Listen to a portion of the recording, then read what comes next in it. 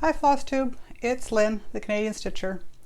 I have a microphone today, so hopefully you'll be able to hear me a little bit better. Yeah, I'm going to give that a try. Hello and welcome to returning viewers, new subscribers, and if this is your first time viewing any of my videos, welcome. I'm going to do a weekly update and then we're going to snoop through my stash a bit more. A couple people commented that they enjoyed seeing that last week, so we're going to do the wreath kits that I have. Last week we did summer floral gardening kits, so I left out the wreaths because it's not a huge pile, but they're kind of a separate category to me. So the Summer Angel race that I was doing with Tina from Simply in Stitches is over. Well, almost over. She's finished hers. She finished her stitching and she just has to add the beads now. So congratulations to Tina. It's beautiful. Oh, it looks so good. She did such a good job on it. So Tina was wondering about stitching the bodice portion with the gold stitching. So first I'll just show you what progress I made on her in this past week, and then I'll do more of a close-up to show you the detail work on the bodice that I did stitch with the gold. So I'm sorry, I can't remember exactly where I left off. I left her to rest for a couple of weeks when I got mad at her. So I have almost completed the bottom portion of the dress. There's still more of the dress to come up in here.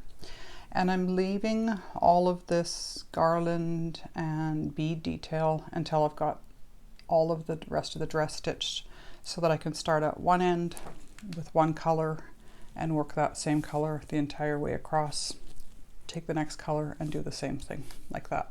So I did work on her a little bit every day, 2 strands of thread, and then put her down. So no mistakes as far as I know this week. And yeah, I didn't feel frustrated with her. I would do my 2 strands and go, okay, bye. So the bodice portion, I'm leaving it on the Q-snap just because it's positioned well. So let's see how close I can get this. So the dress has gold detail up at the top. We'll see again.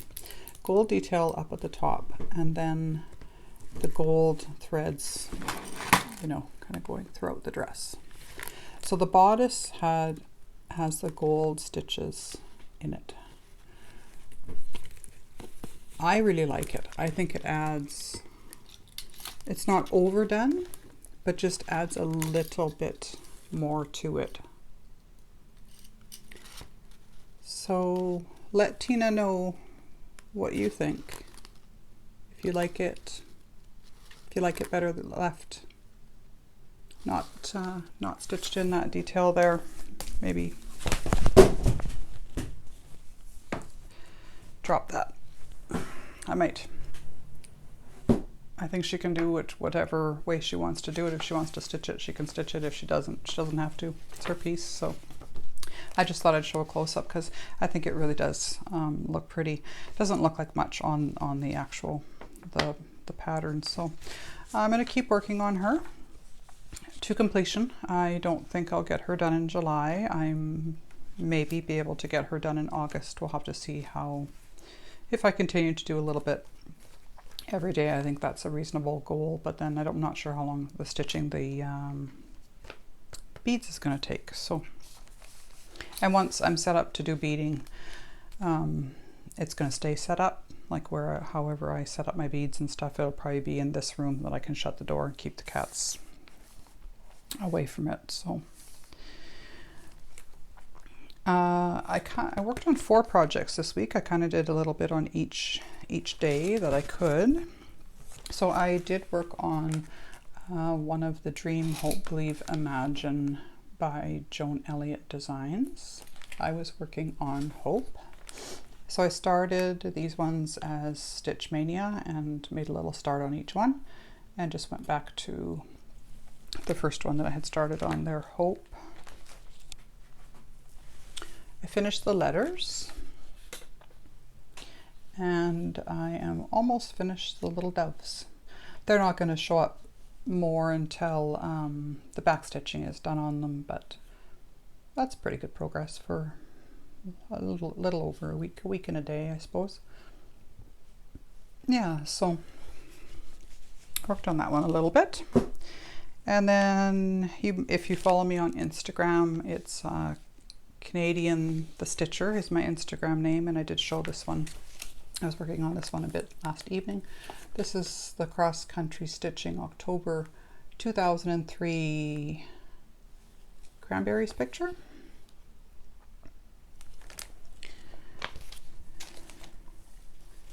And I finished the back stitching on this lower portion here because it was set up properly on the Q-snap. And now I've moved up here and started on the basket, and I'm going to go up and then across and then down to finish it.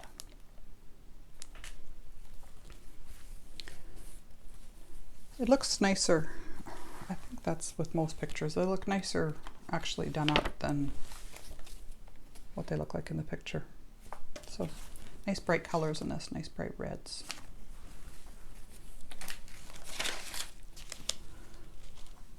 I also worked on Donna Dewberry Bucilla Rosebud Wreath. This is a tiny little picture and it's tedious. It's got lots of quarter stitches in it for the detail. So I did get a comment from Jaylene, who asked about Q-snaps with medium projects and how to manage the extra fabric. So for medium or any small, medium, large that I work on Q-snaps, I like to use the grime guards. I don't have a extra large grime guard for my the big one yet. I've got one sitting in my Etsy cart though, but just waiting to order that. So this is an 8x8 Q-snap. I ordered a 6x6 from 123 Stitch and that didn't work. So this is actually I think it's an 11x11. And so I just fit it on there and I just put the extra fabric. There's not much extra fabric because this is a fairly small picture, but I put fabric down to protect my cross stitch fabric too, and I just tuck all that in there. It doesn't have to be fitted exactly, it just gets it out of the way, serves its purpose, and it also helps to keep it clean because you're not holding on to your Aida fabric then. So with this little one I was working down in here, filling in the roses. I would do one and a bit more of the grapes, I guess. One stitch over here and then, or one thread over here, one color, and then go over here and do one color. And then the next time I pick it up, I would do the same, a little bit over here, a little bit over here. That seems to be working for me to make some progress, just doing little bits and still feeling like I'm getting something accomplished. So.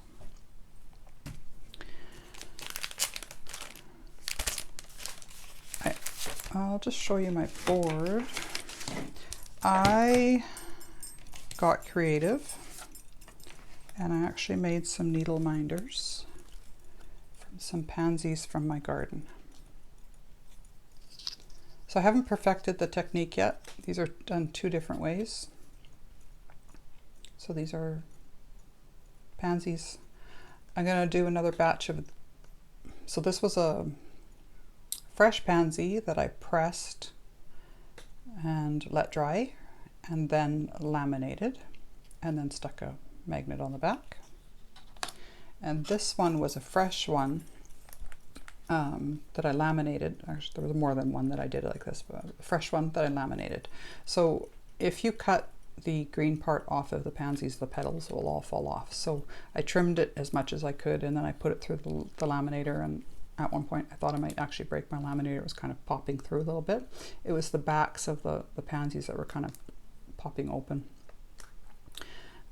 So it ended up separating from the laminating paper. So then I cut them out, and then they were dry then.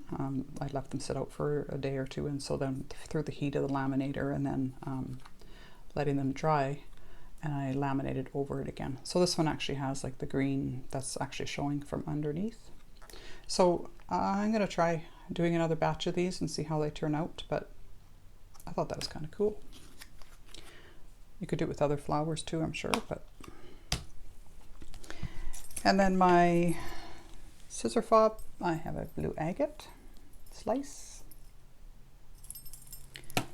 And my needle pusher just has a little gemstone. Used to be a pendant. Just turned it into a fob.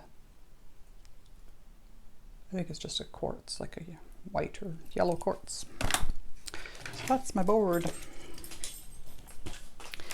I had a comment from a Amanda Chittleborough, who said that she wants to start doing the design works Be Joyful. So she was wondering if we could stitch it together. And I said, I'm working on multiple things right now. I want to clear out some of my whips, so I'm not ready to start this one yet. And then she said neither is she ready to start hers. So we are looking at doing this one, stitching it at the same time. So we're going to let each other know when we're ready to start. Doesn't look like it's a really complicated or difficult picture to do, so it shouldn't take too long. But yeah, I'm trying to get my whip list down. So the bracelets this week, just some simple little sterling silver and gemstones, just kind of because they all match my dress. And the nail polish is purple holographic. This was from Amazon. It's another mini bottle. This brand is called Born Pretty Hollow Polish, and this is color number 09. Okay, so we'll take a little look at my wreath kits. Oh, I have one more thing. So I had said that I was going to try and do some techniques videos and also maybe some stitch alongs, but I needed to figure out how to angle my camera down. So I got a little mini tripod that's got the bendy legs, and it actually fits my iPhone. It also has the attachment for a camera or for a video camera too, but I'll just use this for my phone, and then I'll be able to angle it down and figure out a setup for some how-tos and stitch with me's. Stitch alongs, stitch with me's. Yeah, so I've got some time off coming up. I work, this week I work Monday to Thursday, and then Friday is my X1 day, and then I have a week of vacation. There's a stat holiday thrown in there, so I'm going to be off for 11 days. Yay! I need some time off. Yeah, it's going to be good. I have some things I need to get done. I need to get all those packages mailed. Oh, you guys that have won those giveaways and I haven't mailed out your packages yet, they will get done. I'm going to be getting my hair cut, and I got a doctor's appointment and other errands to run, and yeah. I don't want to fill up every day with errands because I plan on doing lots of stitching too, and I want to see how many of those smaller whips I can get done. I'm hoping I can finish three, maybe 4 during my time off. And I'm also going to be going back to my Heaven and Earth Designs, right there, Discovery. Because I know I'm not doing them in always following an exact rotation for my Heaven and Earth or my large projects, but she is one that I wanted to try and make as much progress on as I could this year. And because I've got 11 days off, I thought that would be a really good time to make a good amount of progress on her. So let's take a snoop through my stash and look at my dripped water on my kit here. My Bucilla, or my wreath kits. So I'll put them in Yeah, let's do it this way. So another Dimensions gold collection. This one is it's called Wreath for All Seasons. So it's got spring, summer, fall, and winter. And I think this one is so pretty. And it's got the seasons stitch in the letters there too. I envision this one hanging over my fireplace. That would be the spot that I would want to hang this one. And just have it up all year round. Another Dimensions kit, another Dimensions gold. So these next couple are Bucillas.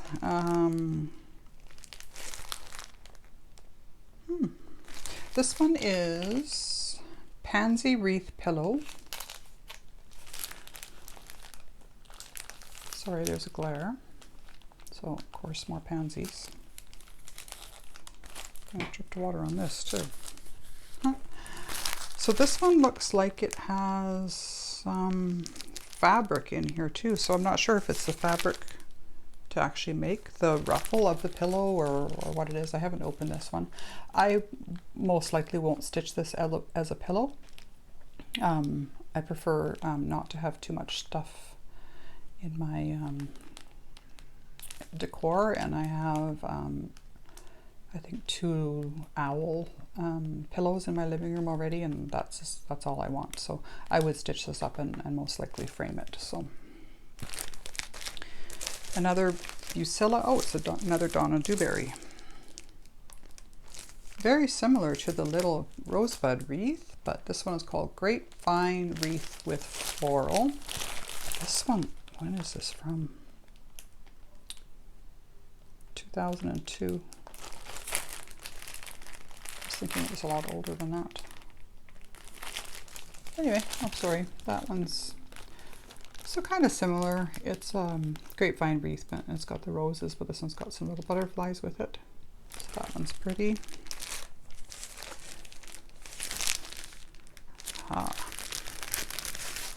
This one's a little different. This is a Bucilla stamped cross stitch. Rose Ivy Heart Wreath.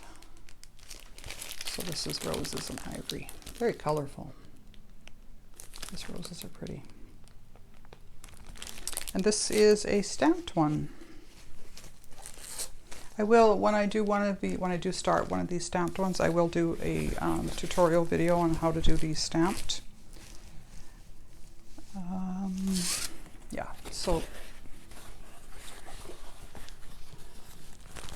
these ones, of course, they have a pattern with them too, but you follow the pattern along and you stamp, or you stitch over top of the X's that are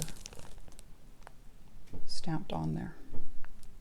Talked about these in the past. I've got another one in my to start pile that's you just, for doing these you need to use a sharp needle, not a blunt end.